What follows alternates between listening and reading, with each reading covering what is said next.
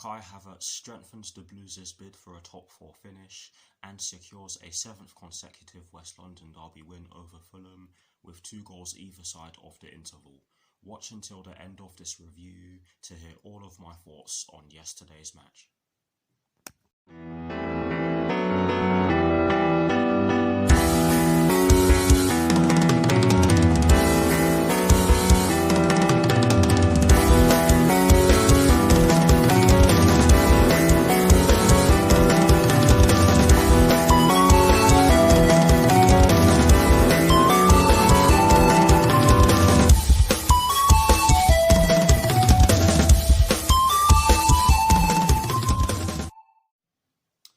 Hello people, welcome to my channel, welcome to another video. This is my review of the match that took place yesterday evening in the Premier League at Stamford Bridge between Chelsea and Fulham, which Chelsea ended up winning by 2-0. Yes, I've got a smile on my face. So what I'm going to do for you guys in terms of this review is that firstly I'll be giving you guys the lineup that Thomas Tuchel fielded at the start of yesterday's West London derby. I'll then be giving you guys my thoughts on the match itself, and as always I'll be giving you guys the positives and the negatives that I took from the match, and lastly I'll be giving you guys my thoughts on Chelsea's upcoming UEFA Champions League semi-final second leg, which will be taking place next Wednesday at Stamford Bridge against Real Madrid with kickoff at 8 PM UK time. So without further ado, let's get straight into this review. So kicking things off with the lineup that Thomas Tuchel fielded at the start of yesterday's West London derby, and as always, starting off with the formation he chose. It turns out that it was actually a 3-4-3/3-4-2-1, but at times in the match it did look as though we were playing in a 3-5-2, but it was a 3-4-3/3-4-2-1. And in terms of the personnel that Thomas Tuchel chose to field at the start of yesterday's match against Fulham, he went with Edouard Mendy in goal. He went with a back three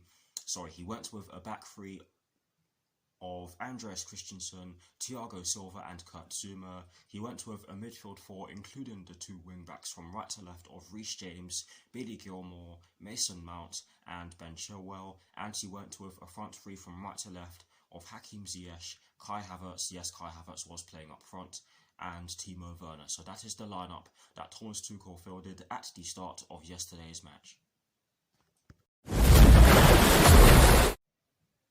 Now for my thoughts on the match itself, and as always, starting off with the first half. I'm going to be honest, Fulham made a very good start to yesterday's West London derby. They put us under a lot of pressure and they did have a few shots on goal. They were from outside the box, but they did have the opening shots in the game and they did cause us problems. They actually set traps that resulted in us giving the ball away quite cheaply, and I have to say that they could have scored before we did. But thankfully in the 10th minute we took the lead, and after we scored we got into our stride. But before I get into that, I'm going to talk about the goal we scored, the first goal that is. Brilliant from the player who put it over the top. I can't remember who it was. I think it was Andreas Christensen, do not quote me on this. I'll have to look at it after I publish this review. But a ball came over the top which Mason Mount brought down really well and fed the ball to Kai Havertz in the left forward position, if you like, and he just took a touch to get the ball out of his feet and hammered it home. Yes, it did take a deflection off of Alphonse Areola, but it was on target and it's Kai Havertz's goal, and it was a great goal, a great team goal, and it's just amazing how you can get in on goal with a few passes. But yes, that was a brilliant move and a brilliant goal, and after that we did take control of the game. We created some good chances. Kai Havertz did actually have the ball in the net again, but he was miles offside, I have to say. But that would have given him confidence, and it definitely did, because he of course got the second in the second half. But I'll get onto that in a little bit.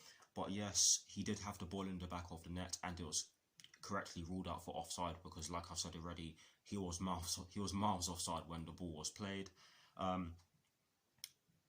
If I'm being honest, my tablet was messing about. It kept restarting whilst I was trying to stream the match.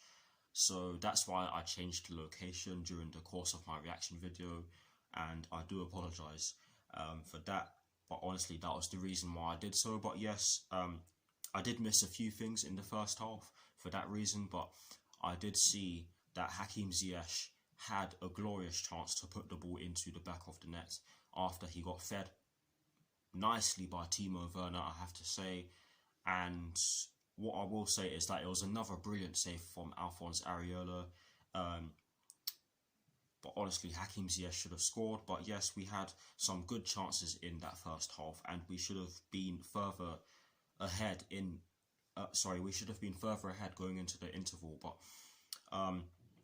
Fulham also had their chances towards the end of the first half, and I have to say that they finished the first half the same way they started it. The last chance in which they had in the first half came in the dying seconds of added time at the end of the first half. I can't remember who it was who shot it. I think it was Mario Lemina. Do not quote me on that one. But it did take a deflection off of one of our defenders, and Edouard Mendy did make a really good save. And it was especially a good save because he was his weight was going in the opposite direction, and the deflection did cause him to make a brilliant reaction save. But yes, it was a very good save, and it was well cleared as well, I have to say. But yes, overall, a very good first half in my opinion. A very good first half from both sides. I think on another day Fulham probably would have scored because they did have some good chances. But in all honesty, we should have been further ahead. But overall, a good first half performance in my opinion. Now for my thoughts on the second half, and I have to say that we made an absolutely fantastic start to the second half. It could not have been any better from us at the start of the second half, and I'll tell you why. We got the second goal inside 4 minutes of the second half beginning, and this one was even better than the first in my opinion. Ben Chilwell puts the ball over the top of Fulham's defence. Kai Havertz brings it down really well, gives it to Timo Werner, runs into space in the box. Timo Werner then feeds the ball to Kai Havertz, and Kai Havertz just caresses the ball into the back of the net. And I have to say that it was a very neat finish from Kai Havertz, and a deserved 2-0 lead. But yes, great goal, great start to the second half. But I have to say that we didn't really create too many chances, or as many chances as we did in the first half. Clear-cut chances, I mean. But we did create some half chances. Reece James did have a piece of play where he got fed the ball by Kai Havertz, and he tried to feed the ball to Timo Werner, but the ball was well saved by Alphonse Areola. That was pretty much the story of the game. Alphonse Areola was making some very good saves. Kai Havertz did have a chance to get his hat-trick, but he was deemed to be offside, and had he put the ball in the back of the net, I have a feeling that it would have been overturned. But yes, Tosin Adarabioyo did do very well to tackle him and get the ball and get it off the pitch.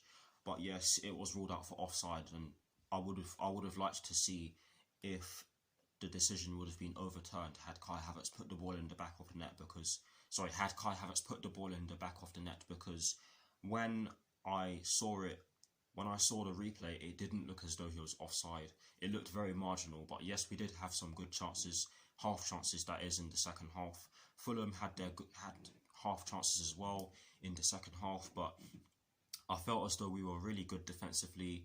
I felt as though Reece James stood out, especially. He made some very good clearances, especially with his head. I felt as though the whole defence was really good, to be honest. But overall, a deserved win in my opinion. I have to say that it was a cracking West London derby.